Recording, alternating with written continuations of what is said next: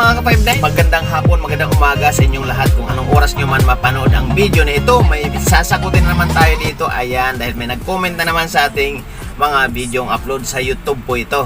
Okay, so napakagandang tanong po ito. Kaya panoorin po ang video hanggang dulo. Ayan po, at ito po yung tanong niya mga kaibigan, no? Kuya Isko, sana po mapansin mo itong komento ko. Halimbawa, ang isang 5'9", process lang po ang lisensya, pero legit naman po ang lisensya. Ano ba ang pananagutan kung sakali ang inspection ang PNP Susya? Ano ang kaukulang kaso niya? Makukulong po ba siya? Ayan po yung tanong, no? Hindi ko na babanggit yung pangalan. Ayan po siya. So napakaganda ng kanyang tanong, no? Kaya shout out sa iyo kapatid, sa viewers natin na ito. At ang tanong nga niya is kung ang 5'9" daw ay palakad ang lisensya. Yun yung punto dito. Palakad ang lisensya, halimbawa na-check siya ng Susya, although legit naman yung kayang license, hindi pigi, no? At na-check siya ng Susya, so ano daw ba ang magiging kaso niya? Or ano ang mangyayari sa kanya at makukulong daw ba? Okay? So yun po yung kanyang katanungan. So actually, sa larangan ng security industry ay talagang ini-encourage yung ating mga ka-5'9" na huwag nang magpalakad ng lisensya, lalo na sa PLTC or yung nung unang pasok mo sa pagiging isang security, dapat mag-PLTC ka talaga. So doon sa pag-renew kasi ang mga security agency na ang gumagawa ng schooling niyan o mga paraan, tapos sila na rin ang mag-ayos ng lisensya. Pero kung talagang baguhan kang security, dapat talaga magkaroon ka ng PLTC or mag-training ka talaga kasi buong 15 days yan. So maliban kasi doon sa training ng PLTC, pag ikaw ay mag-renew na is 4 days na lang yon yung renewal. So dito sa tinanong ni brother or ni sister, no, itong nag-comment na ito, ay hindi ko malaman dito kung siya ba ay PLTC or RTC.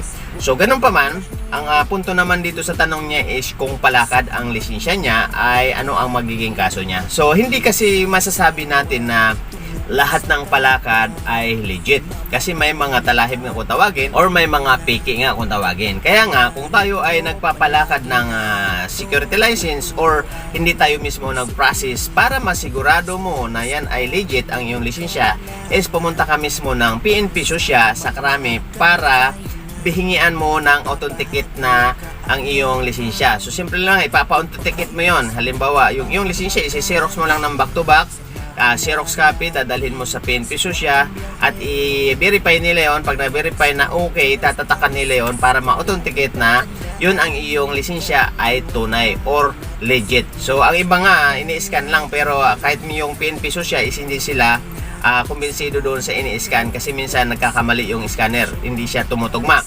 So ganun pa man ay sa katulad sa lisensya ko, talagang authenticated siya. Meron siyang tatak galing sa PNP Susya na yan ay legit, no? Ganun po ang isang lisensya para mapatunayan mo na talagang legit. So although sa ngayon kasi sa mga hindi alam, ang lahat ng lisensya ng security agency ngayon is pinapa-authenticate talaga yan. Requirement po yan ng security agency.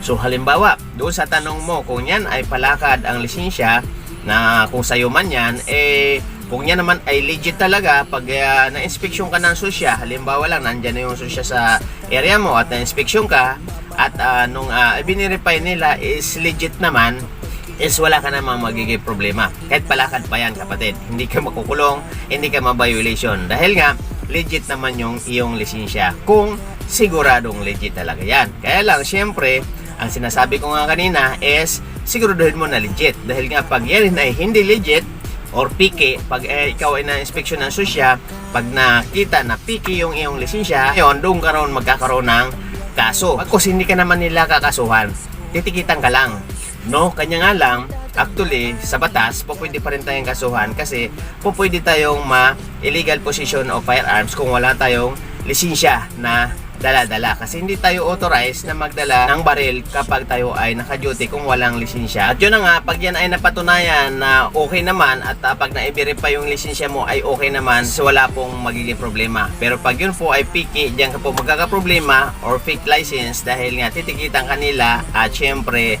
magkakaroon ng malaking violation yun. Nasa 100,000 po ay ata ang multa dyan. Pag tayo ay walang lisensya, hati kayo ng agency, no? Or depende sa situation kasi yon. Kaya ang ating mga ka-5'9", isa sa technique dyan, kung halimbawa ikaw ay nagpa-non-appearance ng security license, huwag mo nang hayaan na okay na. So, ang kailangan para makasigurado ka, kasi ikaw rin naman magsasuffer niyan, punta ka ng Krami or punta ka ng PNP Susya or hingian mo doon sa ayos ng lisensya mo ng tatak, na may tatak, no? Yung Xerox copy o authentication. Yan mo sa kanya para mas makita mo na talagang legit yung iyong lisensya. So, yan po, para safety tayo mga ka-59. So, ngayon, kung halimbawa, fake nga yan or fake, ay talagang magkakaproblema ka, kapatid. No, lalo na kung may dala kang baril, kukumpiskahin yung baril mo, no? Kasi nga, wala kang, hindi ka authorized para magbitbit ng baril kung wala kang security license, no? At syempre, yung ating mga lisensya ng baril, kailangan nandyan din yan. Kasi pag wala ding lisensya yung baril mo, at lalo kung hindi naka-indicate sa DDO, is problema na naman yon. So, kasi yung ating mga sosya is laging tinitingnan yan yung record natin, yung mga tuwan file natin na nandoon sa ating table or nandoon sa ating area na kung saan pag hiningi nila ibibigay mo yun, para yun ang titingnan nila. Kaya naka-folder dapat yan yung mga papilis ng ating baril at saka papilis natin bilang isang security. Yun po yung ka-59 doon sa tanong mo. Kung legit nga yung iyong lisensya, kahit napalakad pa yan, wala pong magiging problema dyan. Basta legit siya, patunay na legit. Pero kung fake or fake, doon tayo magkakaproblema, kapatid. Kaya huwag kang mag-alala. Pero yun nga, ang lagi kong sinasabi sa ating mga ka-59, kahit napalakad yung iyong lisensya, andun na tayo sa situation talaga. Hindi tayo makawala dyan sa mga palakad na yan. Huwag nyo sabihin nagpalakad kayo. Yun yung mga technique dyan. Huwag nyo sabihin na nagpalakad kayo kung alam mo namang na legit yung iyong lisensya. Kasi nga, mahirap naman din kung di ka sigurado siya yung lisensya, PK pala yung hawak-hawak mong lisensya, tapos sabihin mo ikaw ang naglakad, di ba? So magkakaproblema ka rin. So kailangan honest ka sa sarili mo na hindi naman talaga ikaw naglakad, i-verify mo para mas masigurado.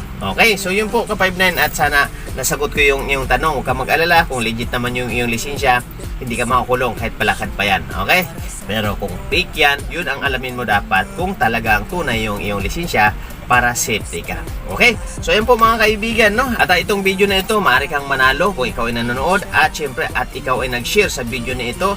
Share mo lang kahit hindi mo napanood, makukuha yung pangalan at isusulat natin dito yan sa ating listahan at mapapasali ka na sa ating parapol ngayong February na ito.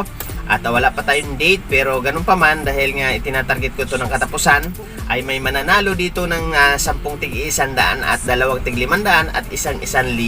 Isishare mo lamang ang video na ito. So yun po yung kaibigan nyo, yung kapatid, no? Kaya sa mga mag-share, share na, at para mas may pag-asa kayong mapanalo dito sa ating mga video upload at mabawi ninyo yung mga load ninyo sa inyong mga cellphone. Ayan po, dito lang yan sa ating channel, no? Kuya Isko Official, at yung ating isang channel, Wapong Bihero TV, at syempre yung ating Facebook na kung saan running 23k followers na. Ayan po, no? At maraming salamat sa mga nag-follow, at pakisubscribe na rin sana. I-click nyo yung subscribe. At syempre, maraming salamat din sa ating mga taga-panood na mayroon na tayong mga legit na viewers dito sa ating Facebook. I-share nyo lang po yung ating mga video at hindi nyo na mapanood. At shoutout po sa ating MCAPS family, at shoutout din po sa ating mga taga-panood. Shoutout din po sa ating kumpare pala, no?